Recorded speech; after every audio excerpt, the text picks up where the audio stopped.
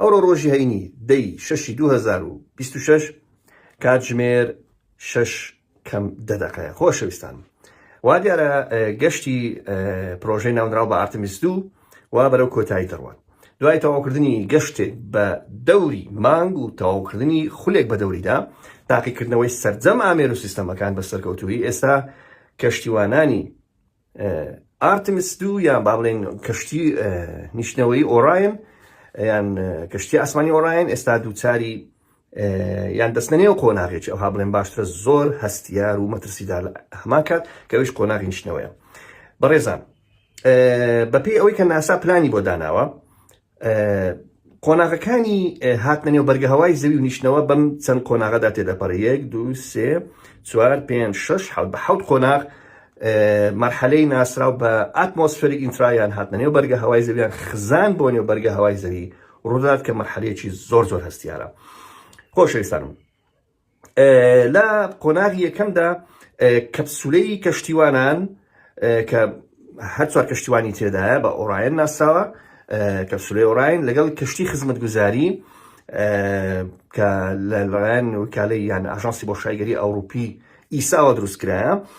خۆشەویستان، ئەم دوو بەشە لە کاتژمێر 3:33 دقەی بەیانی بە کاتی هەولێر، واتە دەکات سبەی یعنی ڕۆژی شەمە 11 مانگ بە کاتی هەولێر، ئەو دوو بەشە لێک جیا دەبنەوە. واتە بەشی خزمەتگوزاری کە بڵین تەختە خۆریەکانی پێوە بوو، خۆراک و ئۆکسجین و موادەکانی تر لەگەڵ بوو، موشکەکانی پاڵنان و کۆنتڕۆلکردنی لەگەڵ بوو، تاوە ئیشیان بەوە نەما. ئەمە دەچێتە بۆ شای ئاسمان و بوون دەبێت. هەر چوار کەشتیوان ئێستا دەستنەنێ و هەر لەنەو کەپسولەکەدا بوونە ئەسڵەن، بەڵام بەشەکەی تر زیاد دەبێتەوە هەر لەگەڵ ئەو کەپسولەیە دەنیشتنەوە، دێنە نێو بەرگە هەوای زەوی. گوتمان ئەو جیابوونەوەی لە کاتژمێر 3:33 خولەک بەیانی بە کاتی هەولێر ڕوودا دەواتە 42 دقە پێش نیشتنەوە کەوتنە نێو ئاوی زەریە.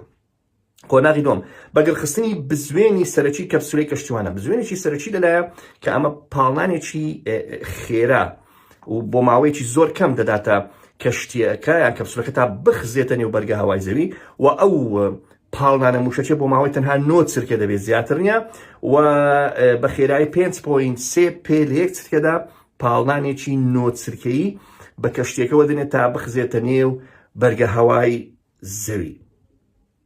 باشە، قۆناغەکەی دیکە خزان بۆ نێو بەرگە هەوای زەوی لێرە مەرحەلەی خەتەر دەست پێ دەکات. 13 خولەک پێش نیشتنەوەوە لە بەرزایی 121 کیلۆمەتر. ئەمە مەرحەلەیەکی زۆر زۆر حساسە. خۆشەویستانم، دەبێت زۆر بەوریایەوە کەشتیوانی با بڵێن تەیار یعنی فڕۆکەوانەکە با بڵێن دەبێت زۆر بە جوانی کۆنتڕۆڵ بکە، هیچ مەجای هەڵە لێرە نییە، چکە یەک هەڵە بکرێتن کەشتیەکە یا کەپسولەکە بە لاریەکی ناڕێک بخسێتە نێو بەرگە هەوای زەوی و دەسووتێ و پارچە پارچە دەبێت. ئێستا دوای باسی دەکەین بۆ قۆناغی چوارەم، لابردنی بەشی ناسراو بە داپۆشەری نیشتنەوەی کەپسولەی کەشتیوانان. ئەمەش لە بەرزی نێوان 7.3 تا 10.9 کیلۆمەتر دەبێت بەر لەوەی بگەنە سەر هەساری یان ڕووی زەوی. قۆناغەکەی تر کردنەوەی پاراشوتی سەرەتایی و سەرەکی پێشەوەی بگەنە نێو مەرحەلەی خەتەر بە تەواوی، دوو پاراشوت ببورن، دوای دەرچوون لە مەرحەلەی خەتەر ببورن، پاراشوتێکی بچووک و پاراشوتێکی سەرەکی دەبێتەوە، و هەردوو پاراشوت بۆ هێورکردنەوەی خێرایی بەرکەوتنی کەپسولەکەیە بۆ نێو ئاوی دەریا، کە ئەمەشان لە بەرزایی 1.5 تا 6.7 کیلۆمەتر دەبێتە پرۆسەی هێورکردنەوە خاوکردنەوەکە.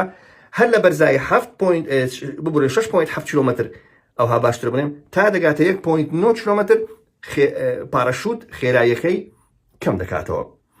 قۆناغی پێش کۆتایی نیشتنەوەیە لە نێو ئاوی زەریای هێمن لە قەراغی کەناراوەکانی ئەمریکای باکوور با بڵێن ویلایەتە یەکگرتووەکانی ئەمریکا لە نزیک سان دیێگۆ لە نێو ئاوی زەریای هێمندا.